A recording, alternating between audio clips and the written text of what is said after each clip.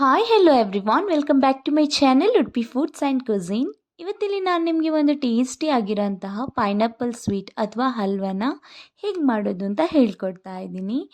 ನೀವಿನ್ನೂ ಕೂಡ ಪೈನಾಪಲ್ ಹಲ್ವಾ ರೆಸಿಪಿನ ಟ್ರೈ ಮಾಡಿಲ್ಲ ಅಂತ ಅಂದರೆ ಈ ಥರ ಮಾಡಿ ನೋಡಿ, ತುಂಬಾ ಟೇಸ್ಟಿ ಆಗಿರುತ್ತೆ. ಒಂದು ಸಲ ಮಾಡಿದ್ರೆ ನೀವು ಡೆಫಿನೆಟಾಗಿ ಪುನಃ ಪುನಃ ಟ್ರೈ ಮಾಡ್ತಾ ಇರ್ತೀರಾ, ಅಷ್ಟು ಟೇಸ್ಟಿ ಆಗಿರುತ್ತೆ. ಸಾಮಾನ್ಯವಾಗಿ ಇದನ್ನು ನೀವು ಮದುವೆ ಮನೆಗಳಲ್ಲಿ ತಿಂದಿರ್ಬೋದು, ಬಟ್ ಹೇಗೆ ಮಾಡೋದು ಅಂತ ಗೊತ್ತಿರಲ್ಲ ಅಂಥವರಿಗೆ ನಾನಿವತ್ತು ರೆಸಿಪಿ ಹಾಕ್ತಾ ಇದ್ದೀನಿ. ಬನ್ನಿ ಹಾಗಿದ್ರೆ ಹೇಗೆ ಮಾಡೋದು ಅಂತ ನೋಡ್ಕೊಬರೋಣ. ಮೊದಲಿಗೆ ಇಲ್ಲಿ ನಾನು 1 kg ಆಗಷ್ಟು ಪೈನಾಪಲ್ನ ತಗೊಂಡು ಚೆನ್ನಾಗಿ ಕ್ಲೀನ್ ಮಾಡಿ ಅದನ್ನು ಪೀಸಸ್ ಎಲ್ಲ ಮಾಡಿ ಈ ಥರ ಮಿಕ್ಸಿ ಜಾರಲ್ಲಿ ಗ್ರೈಂಡ್ ಮಾಡ್ಕೊಂಡಿದ್ದೀನಿ. ನೋಡಿ ಇಲ್ಲಿ ಇದನ್ನ ಇವಾಗ ಸೈಡಲ್ಲಿ ಇಟ್ಕೊಬಿಡೋಣ. ನಂತರ ಇಲ್ಲಿ ಸ್ಟವ್ ಮೇಲೆ ಒಂದು ಕಡಾಯಿನ ಇಟ್ಕೊಂಡು ಅದಕ್ಕೆ 2 ಟೇಬಲ್ ಸ್ಪೂನ್ ಅಷ್ಟು ತುಪ್ಪನ ಆ್ಯಡ್ ಮಾಡ್ಕೊತಾ ಇದ್ದೀನಿ. ಇವಾಗ ತುಪ್ಪ ಚೆನ್ನಾಗಿ ಬಿಸಿಯಾಗಿದೆ. ಇದಕ್ಕೆ ನಾವಿವಾಗ ಗ್ರೈಂಡ್ ಮಾಡ್ಕೊಂಡಿರೋ ಪೈನಾಪಲ್ ಪೇಸ್ಟನ್ನು ಆ್ಯಡ್ ಮಾಡ್ಕೊಳ್ಳೋಣ. ನಂತರ ಇದನ್ನು ಚೆನ್ನಾಗಿ ಫ್ರೈ ಮಾಡ್ಕೋಬೇಕು. ಒಂದು 5 ನಿಮಿಷ ಇದನ್ನು ಚೆನ್ನಾಗಿ ಫ್ರೈ ಮಾಡ್ಕೊಳ್ಳೋಣ. ಪೈನಾಪಲಲ್ಲಿರೋ ಒಂದು ನೀರೇನಿದೆ ಅದನ್ನು ಚೆನ್ನಾಗಿ ಡ್ರೈ ಮಾಡ್ಕೊಳ್ಳೋಣ ಫಸ್ಟಿಗೆ.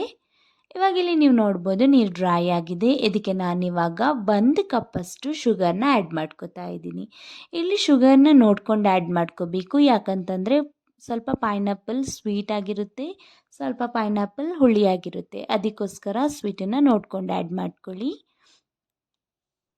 ಇಲ್ಲಿ ಶುಗರ್ ಎಲ್ಲ ಚೆನ್ನಾಗಿ ಮೆಲ್ಟ್ ಆದಮೇಲೆ ಇದನ್ನು ಒಂದು 8 ನಿಮಿಷ ಫ್ರೈ ಮಾಡ್ಕೋಬೇಕಾಗುತ್ತೆ. ಮತ್ತು ಇದರ ನೀರೆಲ್ಲ ಸ್ವಲ್ಪ ಡ್ರೈ ಆಗಬೇಕು, ಅಷ್ಟಗಂಟ ಇದನ್ನು ಫ್ರೈ ಮಾಡ್ಕೋಬೇಕು. ಇಲ್ಲಿ ಇವಾಗ ನೋಡ್ಬೋದು 8 ನಿಮಿಷದ ಮೇಲೆ ಇದು ಈ ಥರ ಕಲರ್ ಚೇಂಜ್ ಆಗಿಬಿಡುತ್ತೆ. ಆವಾಗ ನಮಗೆ ಗೊತ್ತಾಗಿದೆ ಆಗಿದೆ ಅಂತ. ಇವಾಗ ಇದಕ್ಕೆ ನಾವು ಒಂದು ಅರ್ಧ ಕಪ್ಪಷ್ಟು ಖವಾನ ಸೇರಿಸ್ಕೊಳ್ಳೋಣ. ಇದನ್ನು ಕೂಡ ಅಷ್ಟೇ ಇವಾಗ ಚೆನ್ನಾಗಿ ಇದ್ರ ಜೊತೆ ಮಿಕ್ಸ್ ಮಾಡ್ಕೋಬೇಕು. ಇದನ್ನು ಬೇಕ್ರಿಗಳಲ್ಲಿ ಕೇಳಿದ್ರೆ ನಿಮಗೆ ಸಿಗುತ್ತೆ, ಇಲ್ಲ ಅಂತಂದರೆ ಸೂಪರ್ ಮಾರ್ಕೆಟಲ್ಲೂ ಅವೈಲೇಬಲ್ ಇರುತ್ತೆ. ಮಾವ ಅಥವಾ ಖೋಯ ಅಂತಲೂ ಹೇಳ್ತಾರೆ. ಇದನ್ನು ಗ್ರೀಟ್ ಮಾಡಿಕೊಂಡು ಇಲ್ಲಾಂದರೆ ಸ್ವಲ್ಪ ಪೌಡ್ರ್ ಮಾಡ್ಕೊಂಡು ಈ ಥರ ಆ್ಯಡ್ ಮಾಡ್ಕೊಬಿಡಿ. ನೋಡಿ ಇದು ಚೆನ್ನಾಗಿ ಇದ್ರ ಜೊತೆ ಮಿಕ್ಸ್ ಆಗಿದೆ.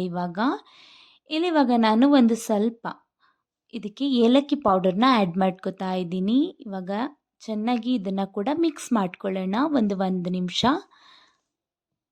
ನೋಡಿ ಏಲಕ್ಕಿ ಪೌಡರ್ ಕೂಡ ಇದ್ರ ಜೊತೆ ಇವಾಗ ಚೆನ್ನಾಗಿ ಮಿಕ್ಸ್ ಆಗಿದೆ. ಇವಾಗ ಫ್ಲೇಮನ್ನ ಆಫ್ ಮಾಡ್ಕೊಬಿಟ್ಟು ಒಂದು ಬೌಲಿಗೆ ಇದನ್ನು ಆ್ಯಡ್ ಮಾಡ್ಕೊಳ್ಳೋಣ.